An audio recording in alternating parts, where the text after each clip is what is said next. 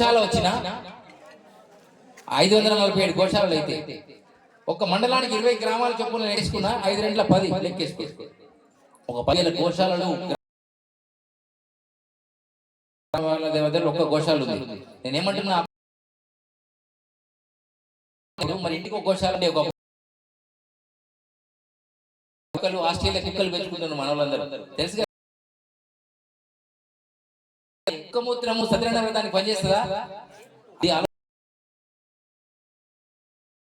మీరు పోషణ ఇవ్వండి లేదా పెంచే ప్రయత్నం చేయండి. అమెరికా అధ్యక్షుడు నిన్న మొన్న గెలిచాడు. ఎవరైతే గెలిచాడో ఆయన పేరు అనాథరైజ్డ్గా వచ్చి మా దేశంలో నివసిస్తున్న భారతీయులందరూ ఇమీడియట్ గా వెళ్ళిపోవాలన్నాడు. మరి ఈ దేశం కూడా ఇంకో కొన్నాళ్ళు ఒకరి తంతే ఎవడైనా కానీ అమెరికాలో అన్ని జాలు ఉన్నారు. రేపు ఈ దేశమే మన చేతులు ఈ స్వామీజీలు వచ్చి శరీర మీద మాట్లాడే పరిస్థితి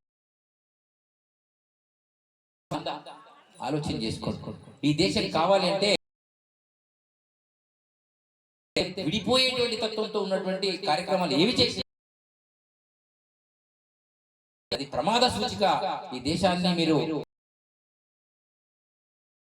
దుర్మార్గం ఏమిటంటే ఈ దేశంలో 33 కోట్ల మంది గురువులు కూడా ఉన్నారు. కానీ ఒక పార్టీ లేదు. 7 మంది ఎమ్మెల్యేలు ఒక ఎంపీ ముస్లింల కోసం పోరాడుతున్నారు. ఇక్కడ హిందువుల కోసం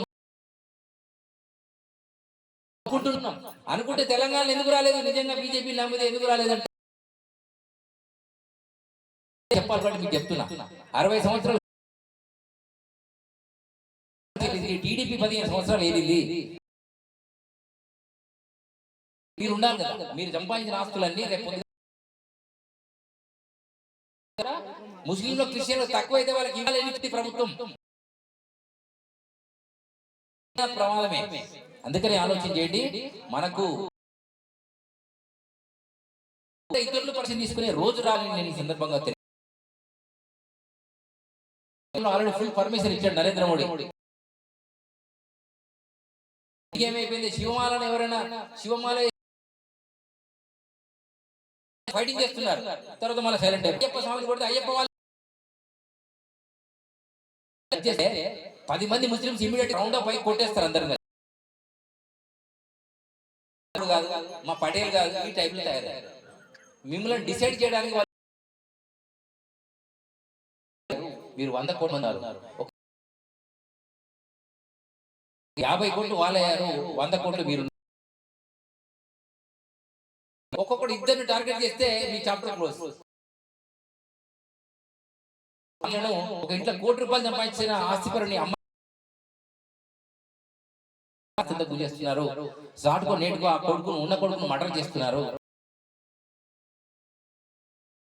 ఇప్పుడు కూడా జరుగుతుంది. దయచేసి ఆలోచన చేయండి.